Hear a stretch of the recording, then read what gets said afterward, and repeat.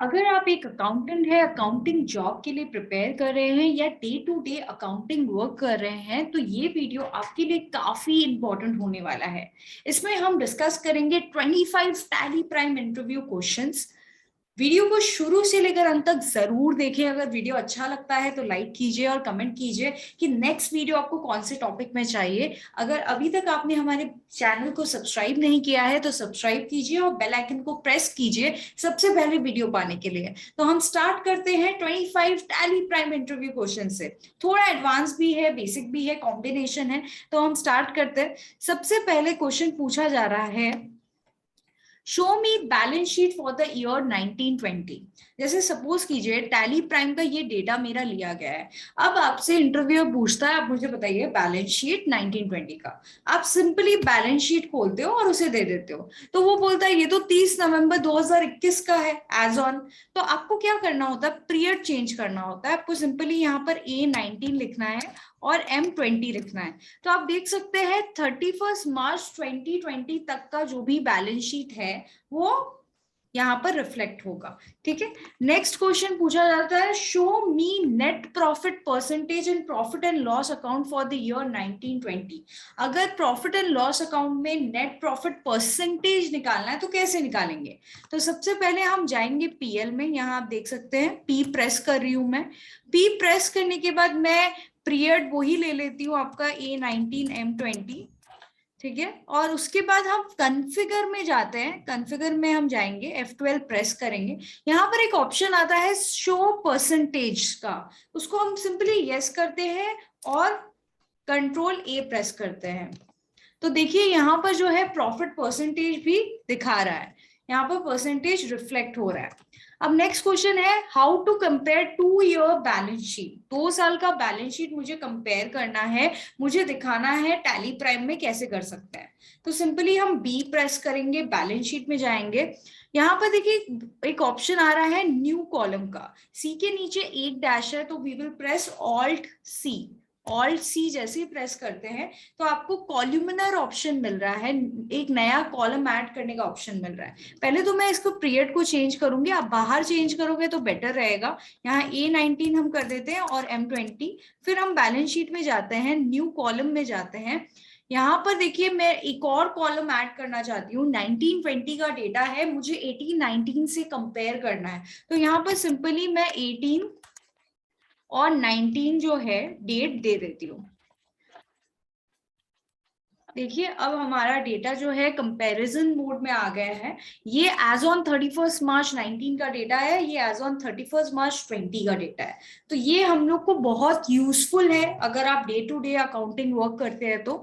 अब आगे चलते हैं। आगे मुझसे पूछा जाता है, कंपेयर सेल्स ऑफ 2 ईयर्स। 2 साल के सेल को सपोज कीजिए 1920 जो मेरा ईयर है उसको प्रीवियस ईयर 1819 के सेल से कंपेयर करना है। तो कैसे करेंगे, सिंपली देखिए यहाँ पर जो है डिस्प्ले में हम जाएंगे, डिस्प्ले मोर रिपोर्ट्स।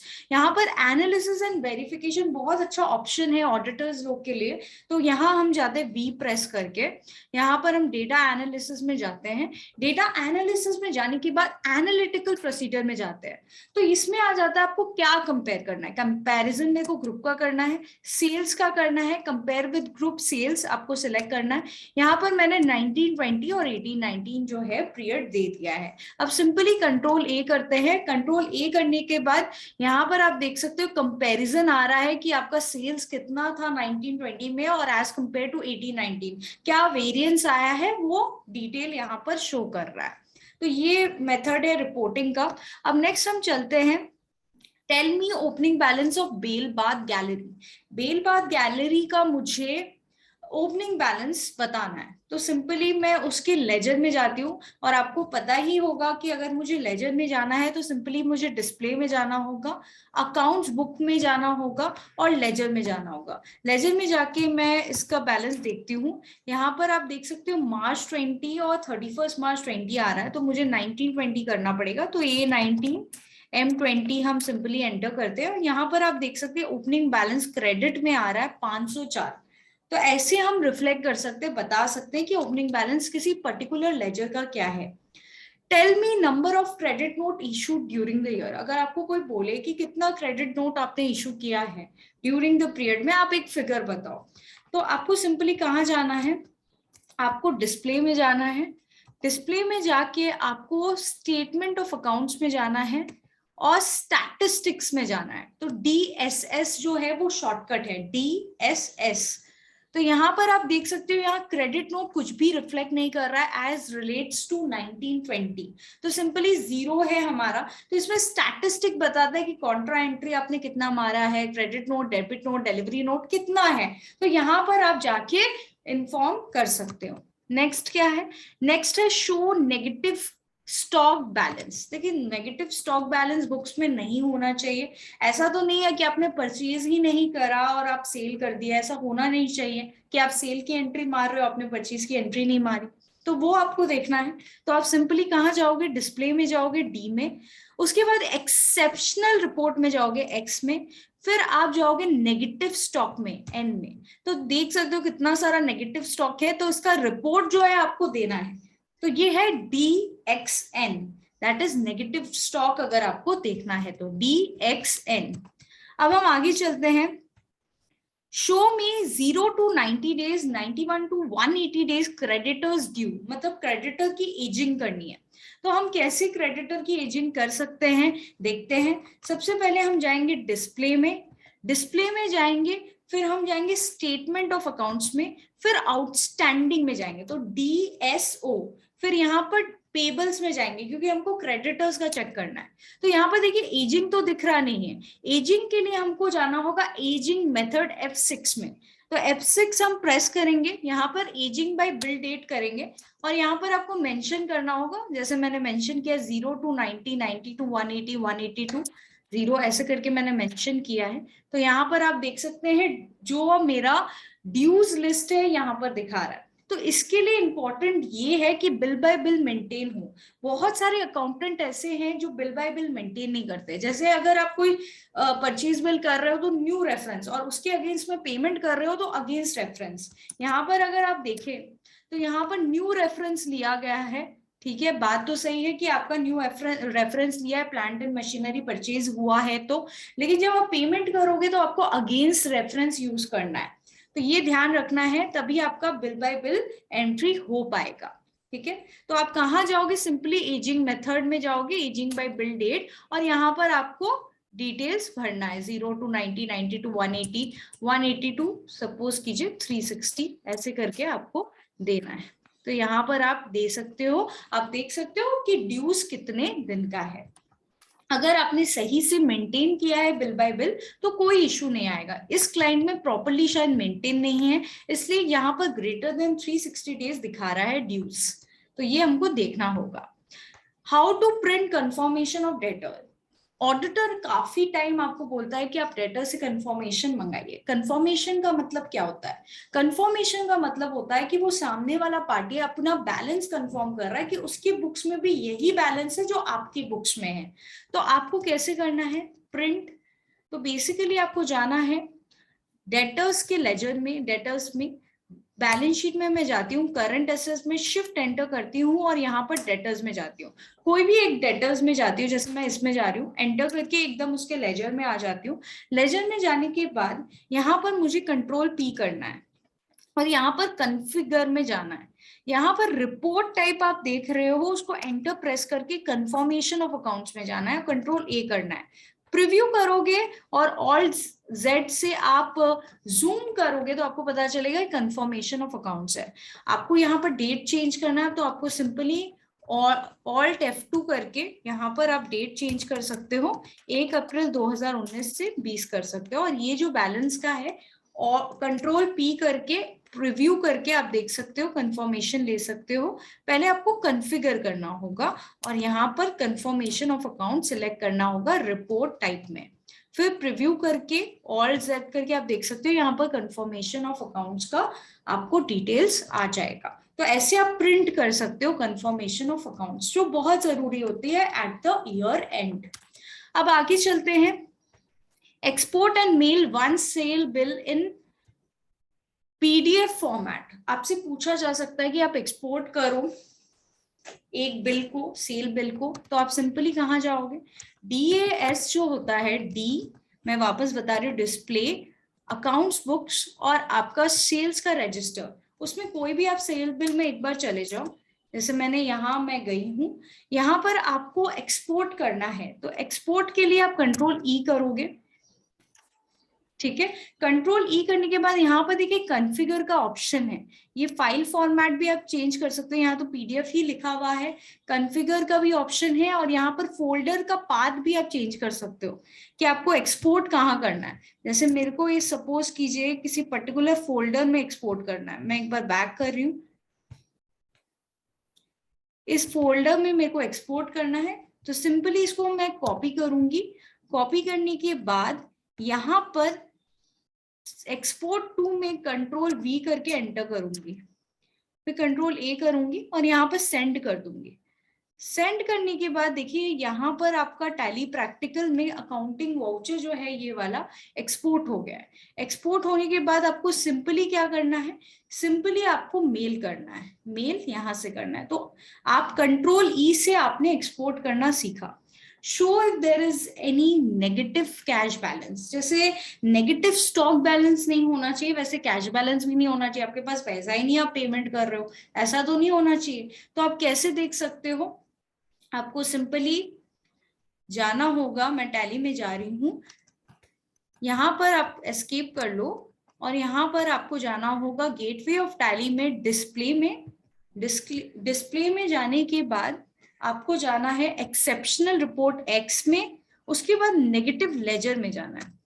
तो यहाँ पर तो आप देख रहे हो कि कोई भी कैश का नेगेटिव लेजर जो है नहीं है, लेकिन प्रॉब्लम ये है, हो सकता है एट द ईयर एंड आपका नेगेटिव लेजर ना हो, कैश का नेगेटिव बैलेंस ना हो, लेकिन आपका बीच बीच में नेगेटिव बैलेंस आ रहा है, तो वो आप कैसे देखोगे, वो भी मैं सिखाने वाली हूँ, ठीक है।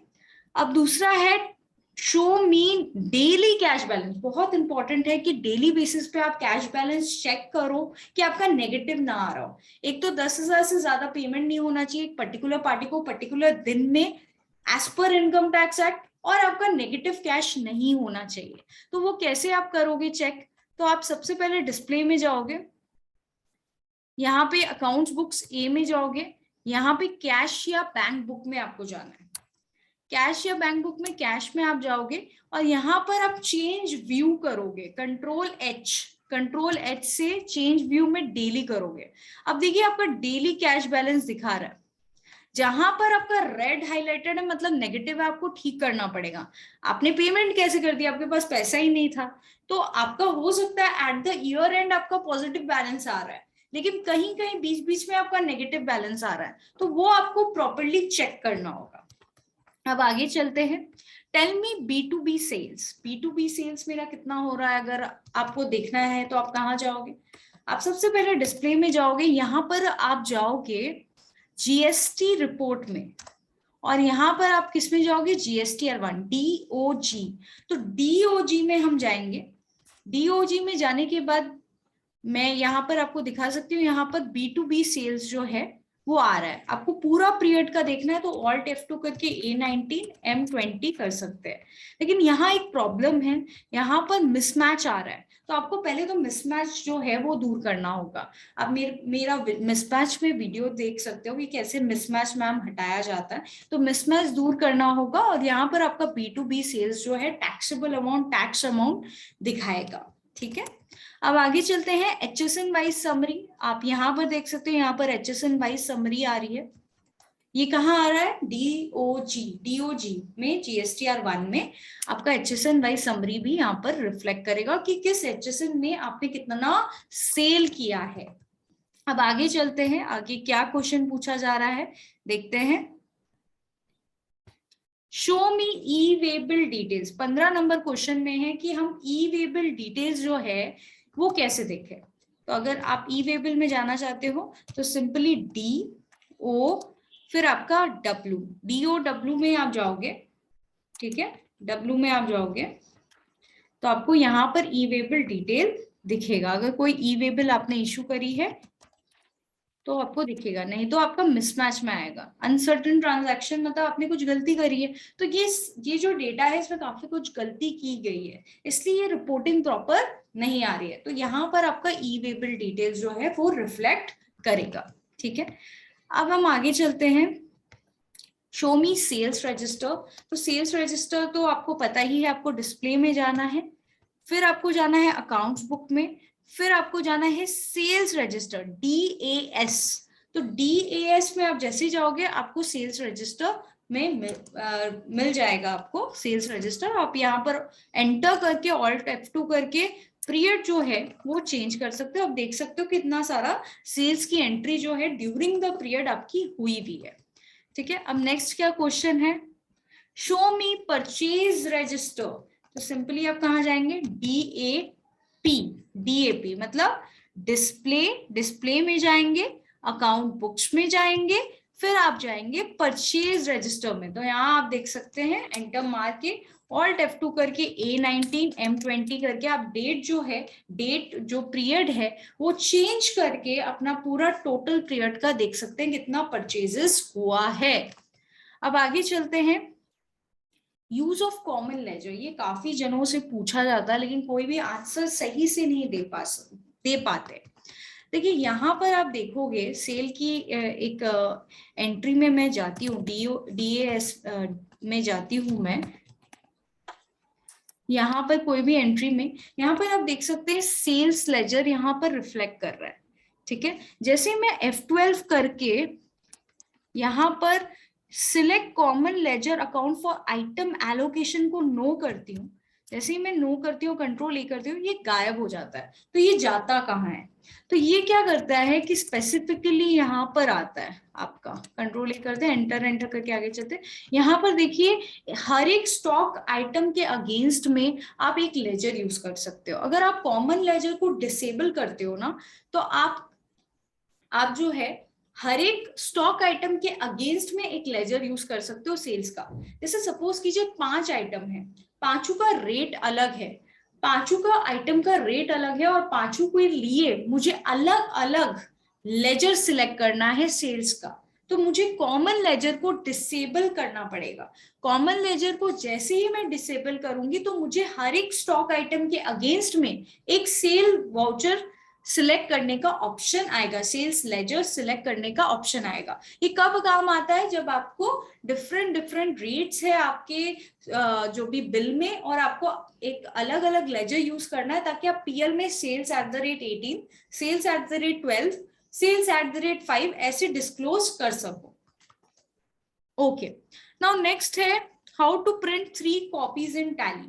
टैली में प्रिंट करना है वो तो आप लोगों को आता ही है, कंट्रोल पी करने के बाद यहाँ पर नंबर ऑफ कॉपीज का ऑप्शन आ रहा है। तो नंबर ऑफ कॉपीज में आपको 3 प्रिंट करना है और ऑल में प्रेस करना है और प्रीव्यू करना है। प्रीव्यू करने के बाद ऑल्ट Z आप करोगे तो यहाँ पर देखिए यहाँ ऊपर क्या ऑप्शन आ रहा है, ओरिजिनल फॉर रेसिपेंट। क्या आ रहा है, ओरिजिनल फॉर रेसिपेंट आ रहा है। फिर नेक्स्ट में मैं जाती हूँ, नेक्स्ट में मैं जा रही हूं, यहाँ डुप्लीकेट फॉर ट्रांसपोर्टर आ रहा है। फिर तीसरे में मैं जाती हूँ, मैंने 3 कॉपीज प्रिंट की है, तो यहाँ पर ट्रिप्लीकेट फॉर सप्लायर, मतलब original for recipient, duplicate for transporter, triplicate for supplier मुझे यहाँ पर रिफ्लेक्ट करेगा। ये आपको समझ में आ गया होगा कि कैसे हम प्रिंट कर सकते हैं 3 copy. How to convert invoice value into taxable. जैसे सपोज कीजिए MRP वैल्यू आपको पता है, टैक्स रेट पता है, MRP पता है, तो आपको कन्वर्ट करना है सेल्स बिल में। जैसे कोई आपको बोलता है इसका MRP सपोज कीजिए इतना रुपया है, आपको कन्वर्ट करना होगा टैक्सेबल वैल्यू में। कैसे करेंगे आप, तो सिंपली यहाँ पर देखिए, यहाँ पर क्वांटिटी रिफ्लेक्ट हो रहा है, रेट रिफ्लेक्ट हो रहा है, रेट विद MRP है, सॉरी विदाउट टैक्स है, ये रेट जो है वो विदाउट टैक्स है, लेकिन मेरे पास जो रेट आया हुआ है वो विद टैक्स है सपोज, मतलब MRP का रेट है। तो इसमें F12 करके मुझे यहाँ पर provide rate inclusive of tax for stock item को यस करना होगा और कंट्रोल A करना होगा। यहाँ पर देखिए अब ये जो रेट है इंक्लूसिव ऑफ टैक्स दिखा रहा है, ठीक है, यहाँ आप देख सकते हैं। अब सपोज कीजिए मैं यहाँ पर लिखती हूँ 30, तो जैसे ही 30, ये इंक्लूसिव है, एमआरपी है, 30 जैसे ही एंटर मारूंगी ये चेंज हो जाएगा, चेंज होगी क्या हो गया 28.57। तो मुझे एमआरपी पता है, मुझे टैक्सेबल वैल्यू पता नहीं है, तो वो अपने आप जो है टैली शो करना पड़ेगा, करने लग जाएगा। आपको सिंपली F12 में जाके provide rate inclusive of tax में यस करना है, ये काफी काम आता है। अब नेक्स्ट हम चलते हैं, how to add discount column in sales ledger. Sales ledger में मुझे डिस्काउंट कॉलम को ऐड करना है, तो कैसे करेंगे? जैसे यहाँ पर देखिए मेरा डिस्काउंट कॉलम पहले से रिफ्लेक्ट कर रहा है, तो मैंने क्या किया था मैं बता देती हूँ। F11 मैंने किया था, F11 करने के बाद फीचर्स में जाने के बाद मैंने यूज डिस्काउंट कॉलम इन इनवॉइसेस को यस किया है। यूज डिस्काउंट कॉलम इन इनवॉइसेस को मैंने क्या किया है, यस किया है, इसलिए वो शो हो रहा है। यहाँ जो शो हो रहा है डिस्काउंट कॉलम, इस वजह से रिफ्लेक्ट कर रहा है। अब आगे चलते हैं, how to activate particular voucher. ये टैली प्राइम में काफी प्रॉब्लम हो जाता है जब एक्टिवेटेड नहीं रहता है। जैसे आप अदर वाउचर्स में जाओगे, यहाँ पर आपको डेबिट नोट क्रेडिट नोट दिख रहा है क्योंकि ये एक्टिवेटेड है। तो कैसे एक्टिवेट मैंने किया है मैं बता देती हूँ। कोई भी वाउचर को ऑल्टर करना है तो आपको सिर्फ मास्टर में जाके ऑल्टर करना होगा, मास्टर में ए में जाओगे, ऑल्टर में, फिर वाउचर टाइप में आप जाओगे, वाउचर में टाइप में डेबिट नोट में जाके आपको एक्टिवेट दिस वाउचर को यस करना है। अगर मैं इसको एक्टिवेट नहीं करती हूँ, नो कर देती हूँ, कंट्रोल ए करती हूँ, तो आप देखिए डेबिट नोट मुझे नहीं दिखाएगा। अगर मैं वाउचर्स में जाती हूँ, यहाँ पर अदर वाउचर्स में जाती हूँ, यहाँ पर देखिए डेबिट नोट का ऑप्शन मेरे पास नहीं आ रहा है, क्रेडिट नोट का ऑप्शन आ रहा है क्योंकि वो एक्टिवेटेड है। तो आपको अगर कभी कभी लगे कि मेरा डेबिट नोट क्रेडिट नोट का ऑप्शन क्यों नहीं आ रहा है, तो आपको पहले एक्टिवेट करना पड़ेगा। ठीक है, आपको वाउचर टाइप में सिंपली क्या करना होगा, यहाँ पर ऑल्टर में जाना होगा, यहाँ वाउचर टाइप में जाना होगा, और यहाँ डेबिट नोट को सिंपली आपको यस करना होगा। एक्टिवेट दिस वाउचर को कंट्रोल ए करेंगे, कंट्रोल ए करेंगे, यहाँ एस्केप एस्केप करके आप वाउचर में जाओ, अदर्स वाउचर में आप जाओ। जैसे ही आप अदर वाउचर में जाओगे आपको दिखेगा डेबिट नोट आ गया, दैट इज ऑल्ट F5, इसका शॉर्टकट है। तो अब मैंने एक्टिवेट किया है। नेक्स्ट क्या है, how to analyse tax and sales voucher. ये बहुत इंपॉर्टेंट है, काफी यूज होता है, एनालिसिस ऑफ टैक्स की, कितना टैक्स का रेट जो है वो लगा है। तो आप सिंपली कहाँ जाओगे, DAS में जाओगे, यहाँ पर आप कोई भी बिल में एक बार चले जाओ, इसमें मुझे कितना टैक्स लगा है इसमें मुझे देखना है। तो सिंपली ऑल्ट ए में प्रेस करूंगी, ऑल्ट ए में जैसे ही प्रेस करती हूँ यहाँ पर दिखा देता है, और ऑल्ट F1 करूंगी तो आप देख सकते हैं 2.5% जो है वो टैक्स लगा है। तो ऑल्ट ए जो टैक्स एनालिसिस है बहुत इंपॉर्टेंट है, ताकि आपको देखना है सब आइटम पे प्रॉपरली टैक्स का कैलकुलेशन हुआ है या नहीं हुआ है। अब नेक्स्ट चलते हैं, how to enable alternative unit in stock item option. मेरे को अगर ऑल्टरनेट यूनिट को अनेबल करना है तो कैसे करूंगी? जैसे मैं पीसेस के साथ साथ डजन भी दिखाना चाहती हूँ, तो कैसे दिखाऊंगी? तो सपोज कीजिए ये स्टॉक आइटम है लाइमस्टोन करके, कंट्रोल एंटर करती हूँ, यहाँ पर ऑल्टरनेटिव यूनिट ऑन है। तो कैसे ऑन है, सिंपली यहाँ जाके आपको, यहाँ मैं कैसे गई हूँ पहले बता देती हूँ, कंट्रोल एंटर करके मैं यहाँ पहुंची हूँ, फिर F12 करके यहाँ पर एक ऑप्शन आता है यूज ऑल्टरनेटिव यूनिट, उसको यस करना होता है। तो जैसे आप ऑल्टरनेटिव यूनिट को यस करते हो तो आप कुछ भी एक्स्ट्रा यूनिट भी यूज कर सकते हो, जैसे पीसेस के साथ दर्जन भी आप यूज कर सकते हो। ठीक है, तो ऑल्टरनेटिव यूनिट को यस करना होगा F12 में जाके। ठीक है, ये समझ में आ गया होगा आप लोगों को। अब आगे चलते हैं, how to shift from item invoice to accounting invoice. What is item invoice, what is accounting invoice, बहुत सारे जन कंफ्यूज हो जाते हैं। जैसे सपोज कीजिए एक कंपनी है जो आइटम में भी डील करती है और सर्विसिंग में भी डील करती है, रिपेयर एंड मेंटेनेंस भी करती है। तो उसका सर्विस का बिल जो है वो अकाउंटिंग इनवॉइस में जाएगा, और जो उसका आइटम का बिल है वो आइटम इनवॉइस में जाएगा। जैसे सपोज कीजिए मैं कोई भी सेल्स के एंट्री में जा रही हूँ, अभी ये क्या है, ये जो है आइटम है, क्वांटिटी दिख रहा है यहाँ पर, इसको हम लोग बोलेंगे आइटम इनवॉइस। क्या बोलेंगे? Item invoice. अब चेंज करती हूँ मोड, यहाँ पर एक ऑप्शन आता है चेंज मोड का, यहाँ पर एक ऑप्शन आता है एज वाउचर का, तो एज वाउचर भी आपको मिल जाएगा। लेकिन अकाउंटिंग इनवॉइस अगर आपको देखना है तो मैं एक नया सेल्स वाउचर में आपको लेके जाती हूँ। वाउचर में मैं जा रही हूँ, यहाँ पे क्वांटिटी रिफ्लेक्ट हो रहा है, लेकिन मैं सर्विस इंडस्ट्री से सपोज बिलोंग कर रही हूँ, मुझे आइटम खाली आइटम नहीं दिखाना है, तो उस केस में मैं क्या करूंगी, चेंज मोड में मैं जाऊंगी और यहाँ पर अकाउंटिंग इनवॉइस सिलेक्ट करूंगी। जैसे ही मैं अकाउंटिंग इनवॉइस सिलेक्ट करती हूँ तो रेट दिखा रहा है, क्वांटिटी नहीं दिखा रहा है। तो ये आप देख सकते हैं कि कैसे मोड को चेंज करना है। तो काफी कुछ सीखने मिला होगा इस वीडियो से, आपको काफी कुछ पता चला होगा कि क्या क्या पूछा जा सकता है, क्या क्या डे टू डे वर्क में हम काम ला सकते हैं। तो अगर आपको ये वीडियो अच्छा लग रहा है तो प्लीज शेयर कीजिए, कमेंट कीजिए, लाइक कीजिए, कैसा लग रहा है हमारा एफर्ट। प्लस ये जो पीडीएफ है मैं आपको देने वाली हूँ ताकि आप भी प्रैक्टिस कर सको। Thank you so much guys for your time and patience.